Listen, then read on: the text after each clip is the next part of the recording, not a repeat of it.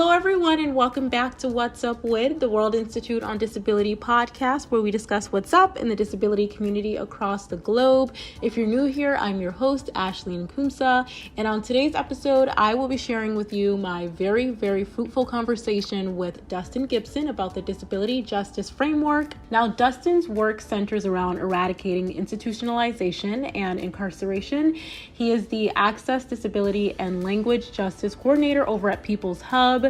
He is also a peer support trainer at Disability Link. He's a founding member of the Harriet Tubman Collective, and he also works with a number of other organizations that focus on abolishing the carceral system and the oppression of people with disabilities. Dustin and I, we really had a fantastic and a raw conversation about the disability justice framework and the origins of ableism and its interconnectedness with other systems of oppression. So I really and truly hope that you enjoy our conversation. Thank you so much, Dustin, for joining me for today's episode of What's Up WID. If you could please explain to us how the disability rights movement changed the lives of people with disabilities and where it kind of fell short.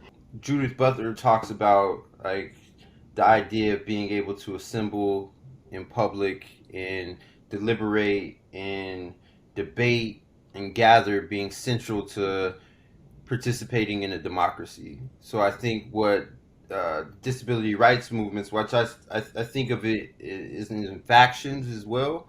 I don't think that it was just like this one large monolithic push for disability rights, but more so a bunch of smaller efforts that combine to create this critical mass, I guess, of people that are pushing in different areas for the rights. So I view that in the lineage of the Black radical tradition too, knowing that like some of the history behind how students organized and other disabled people organized in California to bring about even access to education or the 504, knowing that they got those templates and that strategy from the U.S. Black South and the traditions of Ella Baker and Fannie Lou Hamer.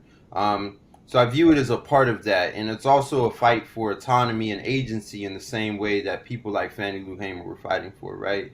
Thinking about the being able to choose what you do with your own body, especially as a Black poor woman at that time, and today too. So I think about the disability rights movement as something that has provided, one, an articulation of what it actually means to be disabled in a society that is inaccessible and ableist, and then two, like it's given like a platform and a possibility of being able to deliberate in public and being a part of the public, which is also central to democracy. So when we talk about we the public, I don't think that disabled people are necessarily included in that inherently. So what the disability rights movement has done, in my perspective, is chip away at that, quite literally, if thinking about the smashing of curbs and whatnot. Where would you say that it fell short? As you said that, I'm thinking about Kwame Tore's quote, and I'm not gonna put it into like a lot of context, so I don't want this to be stripped out of context. And I would just ask people to maybe like look it up. But when he was talking about like nonviolence as a strategy and saying that Dr. King made one fallacious assumption, and that was that the United States had a conscience, and they don't. So I think that the assumption of the disability rights movement is that, along with other civil rights movements, really is that the settler colonial state of the U.S., the project of the U.S., the imperialist project that it is, could actually grant people these types of rights, and would want to. So it lives within this construct that is inherently ableist, racist, misogynistic, patriarchal, imperialist, like all of those things and more. It lives inside of that project. So I think the failure of it is to not be able to capture and be in solidarity with other movements. And that's not to say that didn't happen. It definitely happened. It still happens now. But it didn't do in a wholesale way that and this is not just an indictment of the disability rights movement. This is all civil rights movements, in my perspective too, that they haven't forged enough solidarity cross issue, cross group, cross people in order to actually bring about what I would believe is a revolution to actually, seed the liberation of people and seed power in a way that we need it in order to, I mean, literally in this point, thinking about the environment in order to survive, us and the planet. And can you talk about how the disability justice movement, how it addresses that and how it seeks to address these shortcomings of the disability rights movement? Yeah, I, I do want to caution that I don't necessarily think that we have a disability justice movement right now, and Mm. I say that as somebody that is like uh, extremely concerned with prisons, jails, nursing facilities, asylums, state hospitals, all forms of institutions, group homes, places where people's freedom has been taken away from them, places where they're under 24/7 surveillance, places where people are monitored even outside of these carceral apparatuses. And just thinking about how there's not just like enough attention paid to that. Like even in a time where we're still in the middle of a pandemic where the majority of the people that have died from COVID have been people that are residents or are being held captive in nursing facilities and other types of institutions like prisons.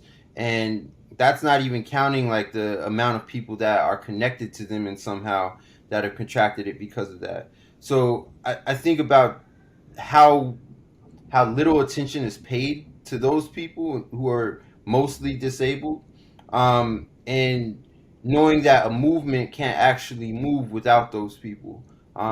So I think about the prison abolitionist movement, and one of the things that has been that I appreciate about it is that it works from inside of prisons.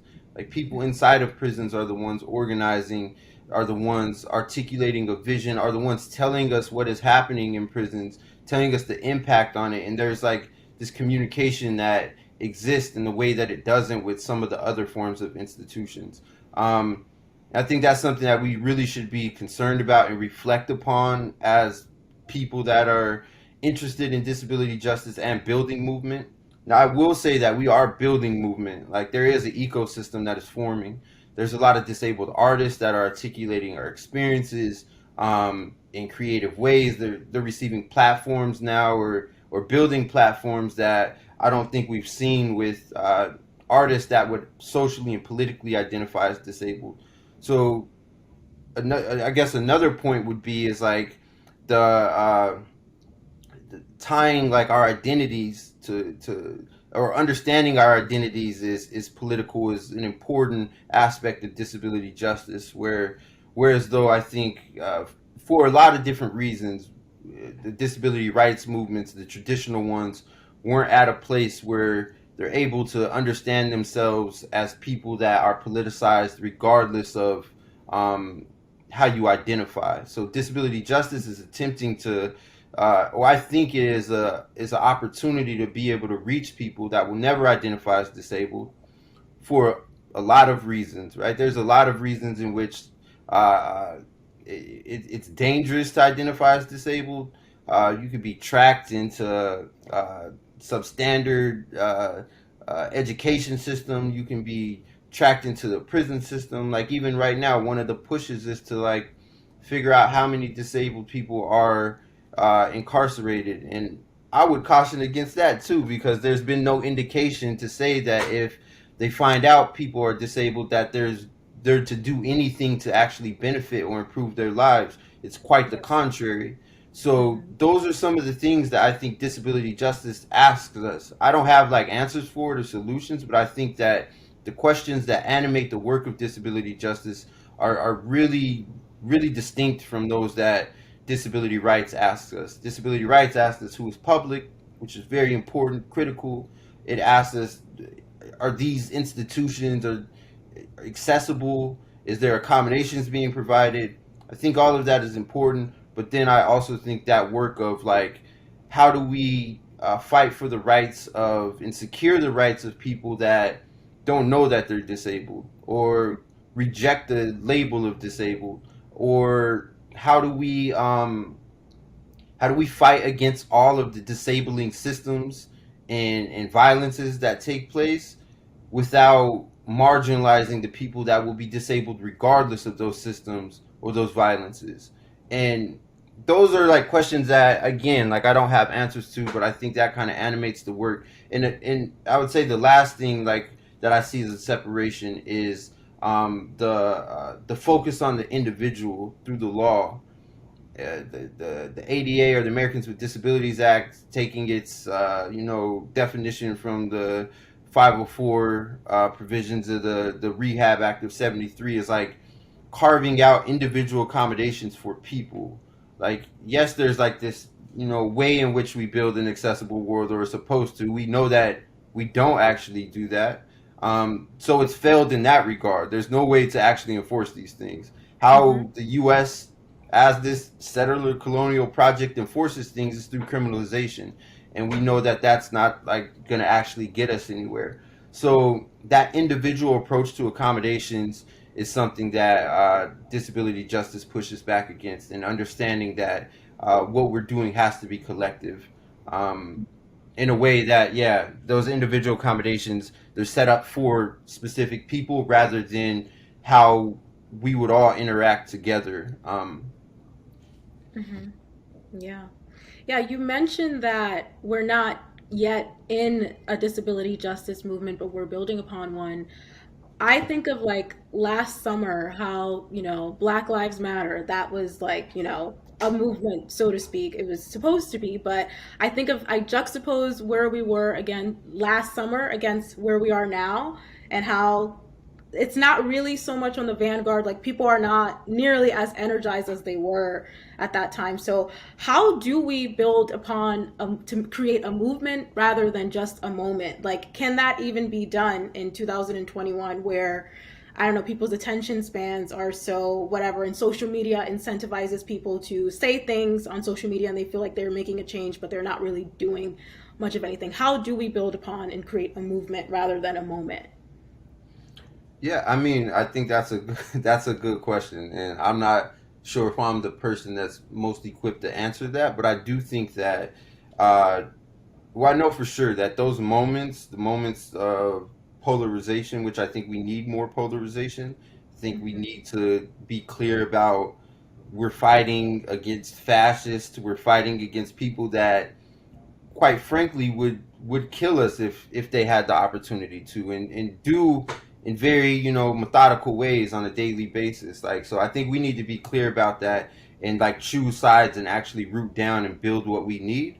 Um and a part of that is understanding that those moments of protest, those moments of uprisings, are opportunities for organizers to create opportunities for those people to become a part of the movements. So although it's not as visible as it was last year, like even taking from the protest after George Floyd was murdered, people like rooted down in their local communities, and got together and formed networks to be able to uh, uh, build strategy around what it actually means to defund the police. And I mean, to the tune of like almost $1 billion in a year, there's been disinvestments from police. Now there's been counter attacks to that, and federal funding, and all of these other things that have happened. But what I'm taking from that is, after those moments of protest, what happens is people go into rooms, people hold political education workshops. Sometimes 4 people show up, sometimes 6 people show up,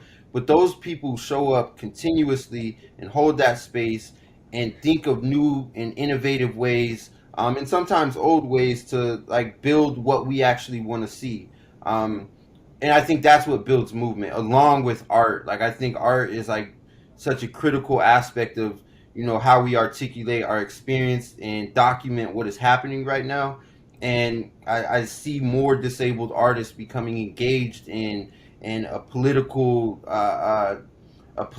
type of craft, I guess. Like, even the craft itself of disabled artistry is something that Simi Linton, one of my mentors, we referred to as like disability as an aesthetic, and thinking about like that process of crafting and creating while being disabled is also teaching us what access is and how to engage in access.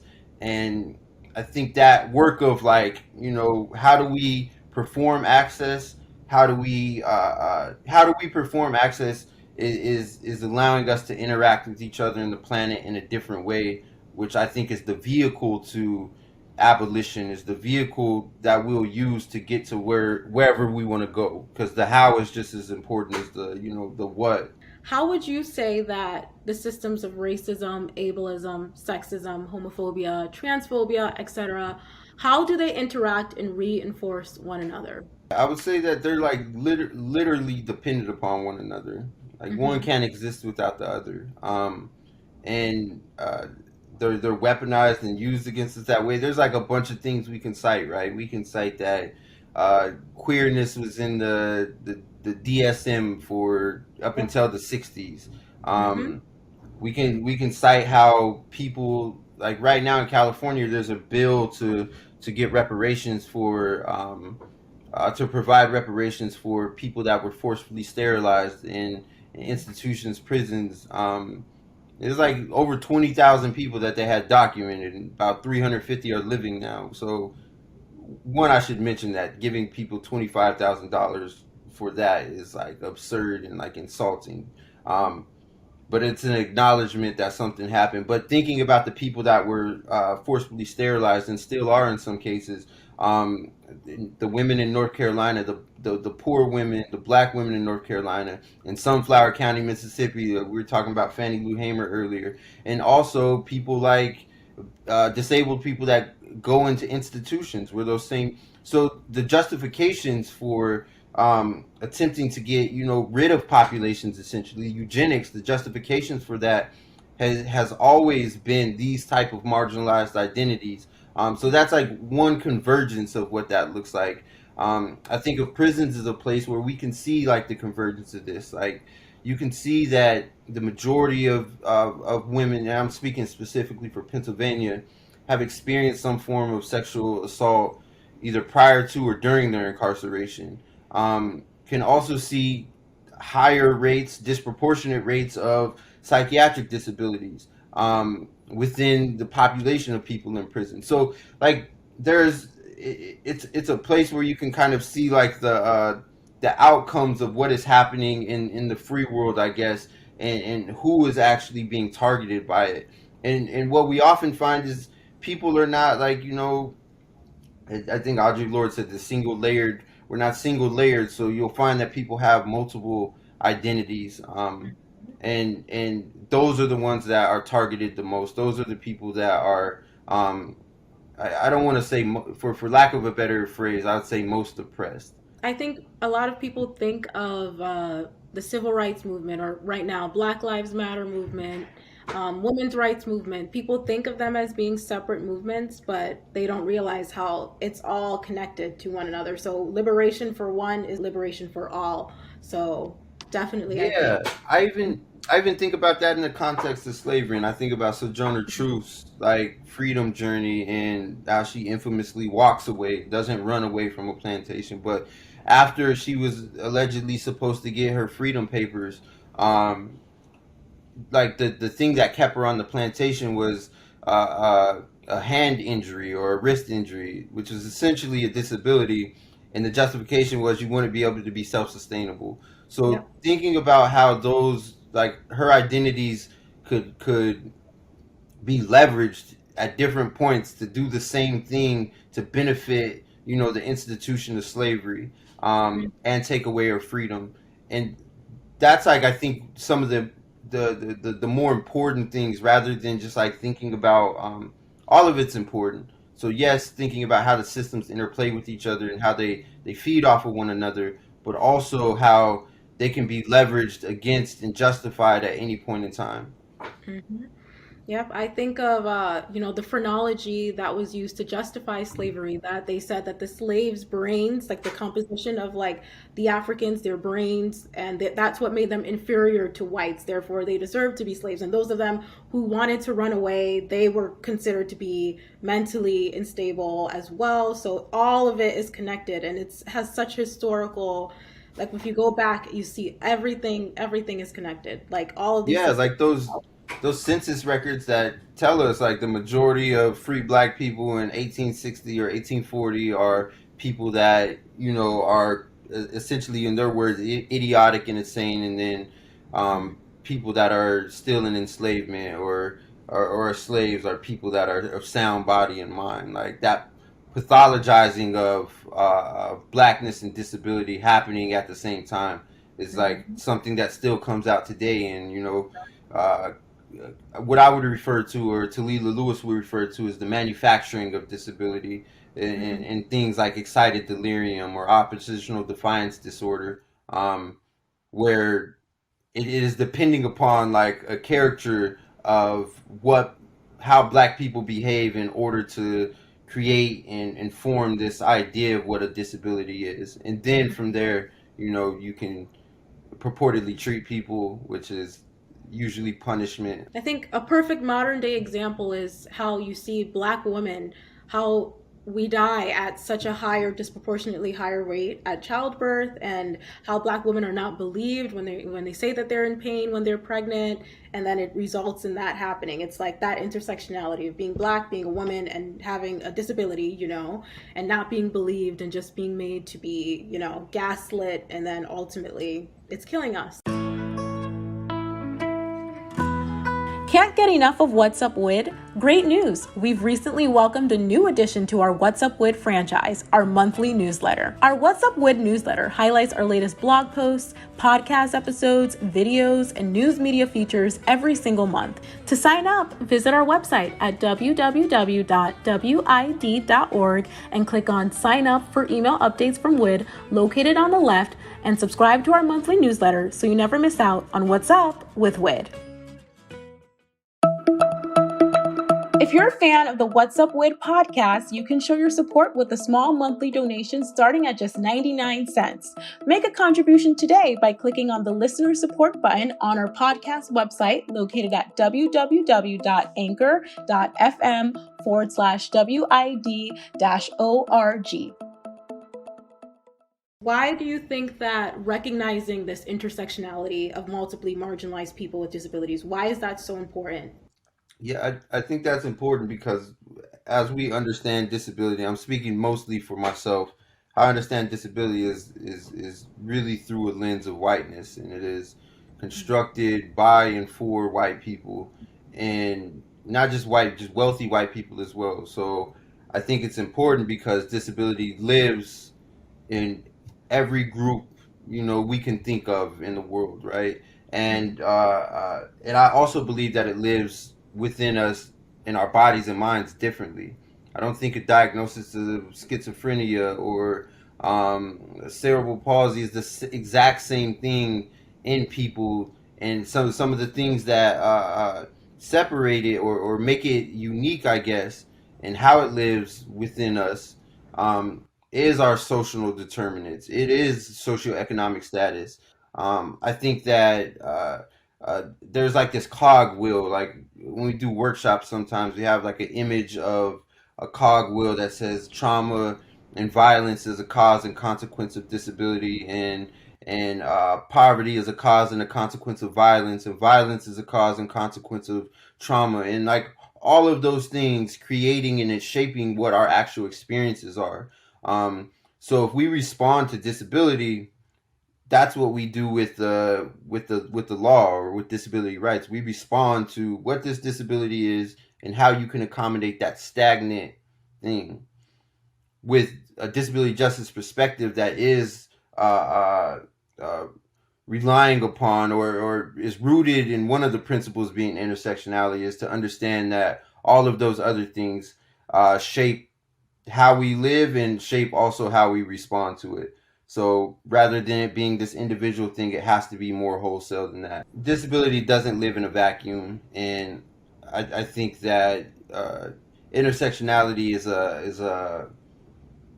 a lens to be able to view how our experiences are shaped by not just our other identities, but how our identities are literally interplaying with the systems of domination and oppression and power. Power being like the key in that definition from Kim Crenshaw about intersectionality.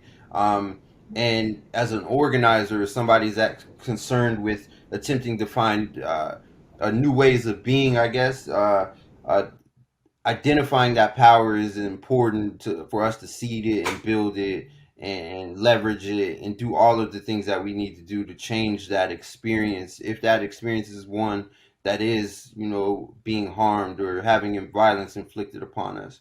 Why is it so important that we center the experiences of those who are multiply marginalized instead of, centering scholars? And why is it important that we center their experiences when we're talking about the disability justice framework? I think that the idea of like centering specific people has been like somewhat convoluted, and I do think it's like really complex. Um, I think that we should yeah, I don't know. I think we should be cautious about like what that actually means to center people. I think about times of when somebody is murdered by the police, right?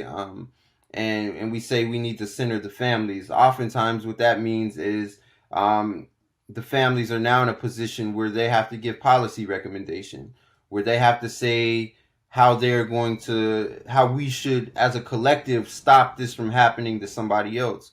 Um, and I think that's an impossible situation to be put in. One, I think it's very unfair. I don't think it's actually supportive.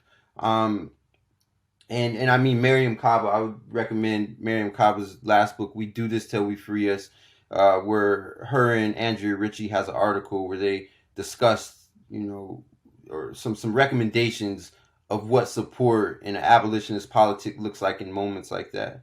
Um, so I say all of that to say that this is why movement is so important, because we need scholars, we need artists, we need people that are not disabled, we need people that are not in prison to also be contributing, right? Like, so we're centering the experience. That means that we're believing what people are saying about their lives. We need impacted people to tell us like what is actually happening to them in order to understand it. So that I would say is focal, and that's what I would mean by, and I think disability justice principles are articulating when we say leadership of the most impacted.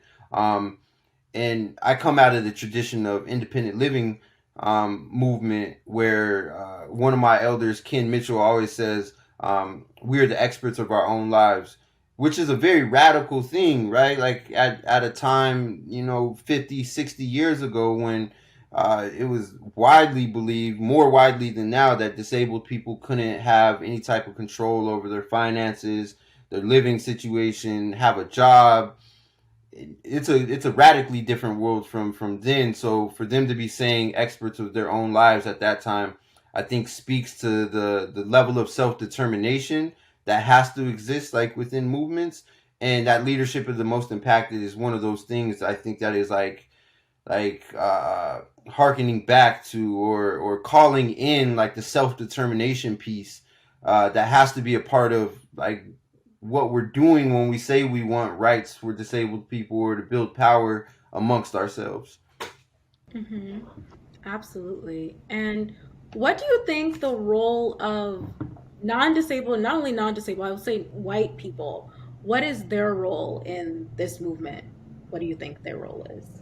Yeah, I think the role is to be in principled struggle.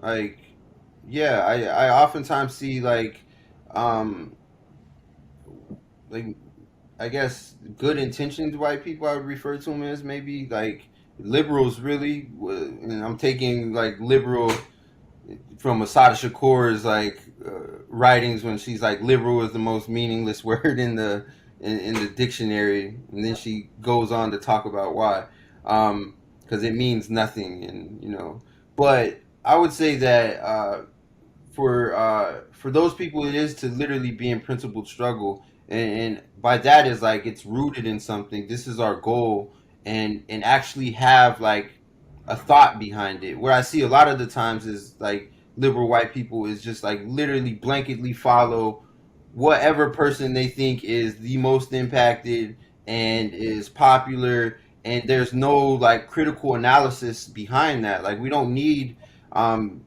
people that just can't are not forming their own thoughts and are just like being led by whoever. We want people to also be in that struggle of trying to answer some of those questions with us. Like that is not like if we truly believe our liberation is bound up with one another, like they have to see themselves as a part of this. Like when we talk about increasing access, when we talk about participating in a democracy, like they also have to be uh, uh, yeah, they also have to be people concerned with that. So if they're doing the oppressing, then they have to figure out how do they stop doing the oppressing. If they're not the ones doing the oppressing, they have to articulate and find ways to come up with some of the same solutions that we are.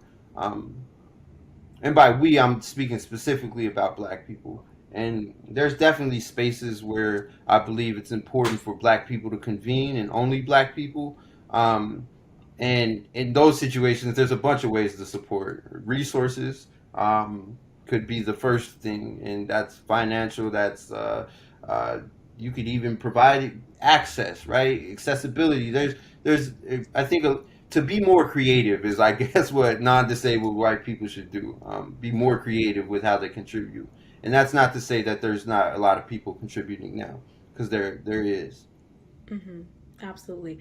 What would you say, why would you say, I should say, that it is crucial that we kind of adopt the disability justice framework in recognizing intersectionality? Why is this framework so important to the liberation of people with disabilities? I think it's important because we need a vision. Like we need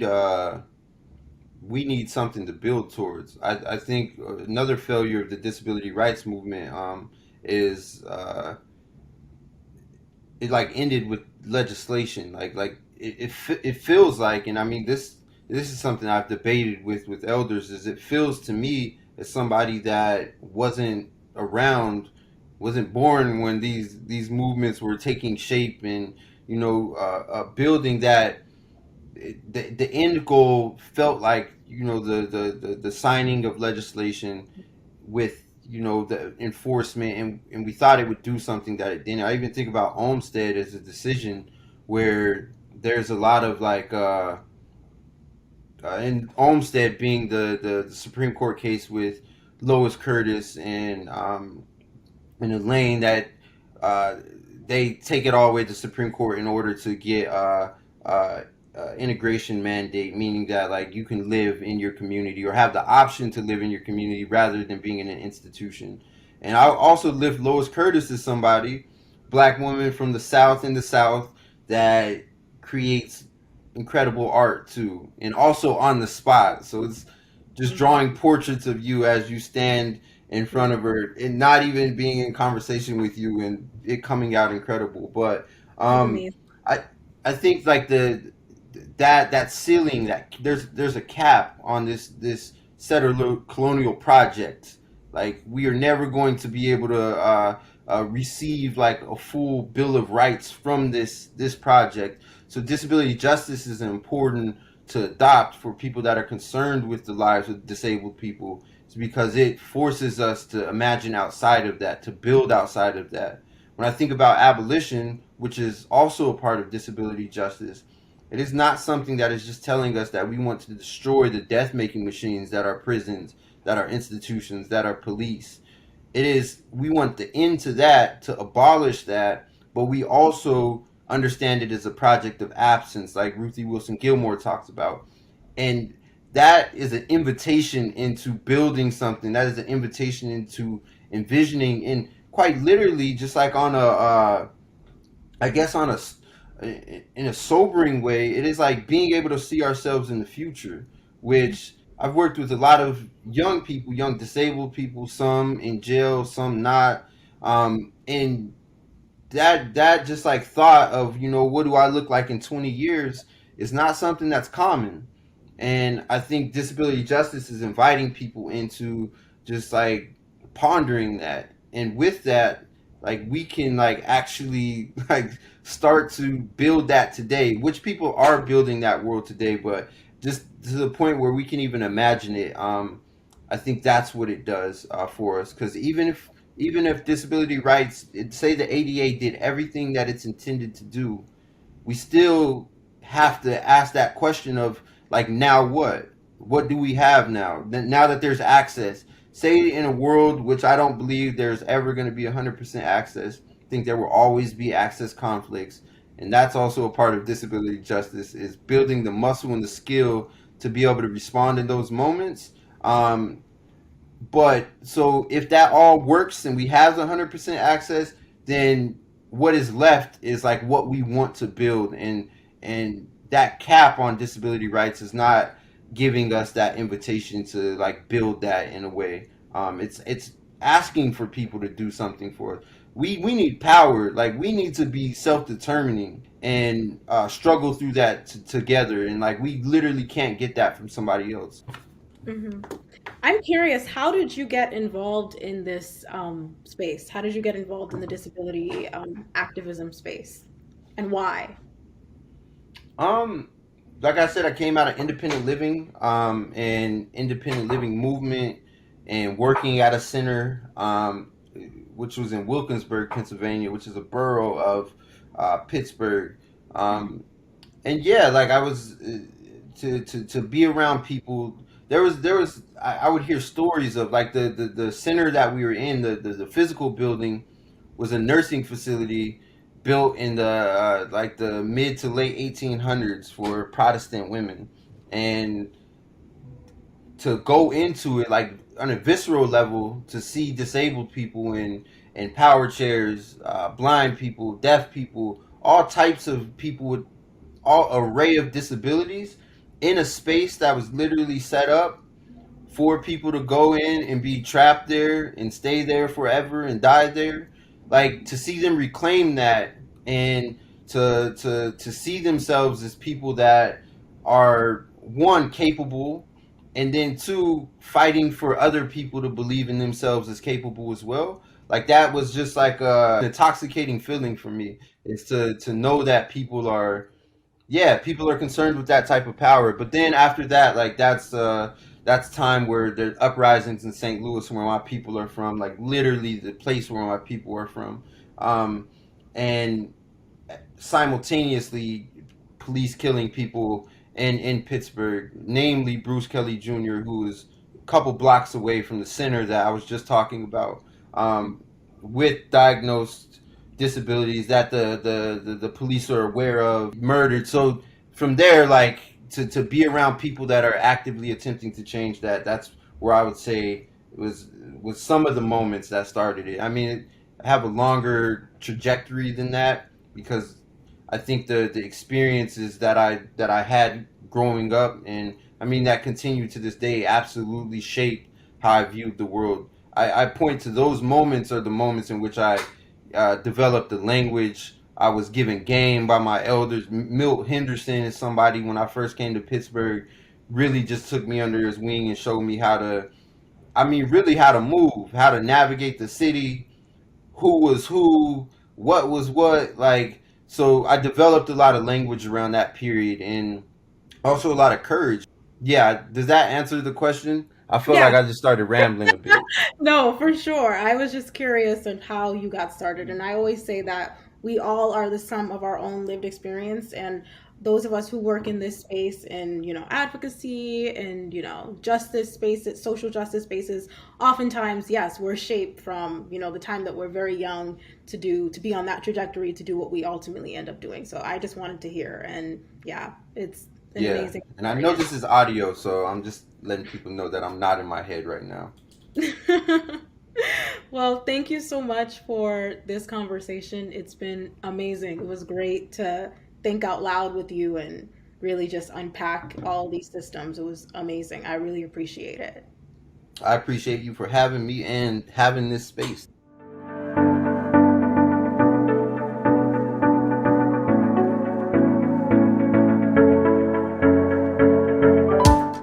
I really appreciated Dustin's expertise in abolition and really being able to examine the disability justice framework through the lenses of the many interconnected systems of oppression.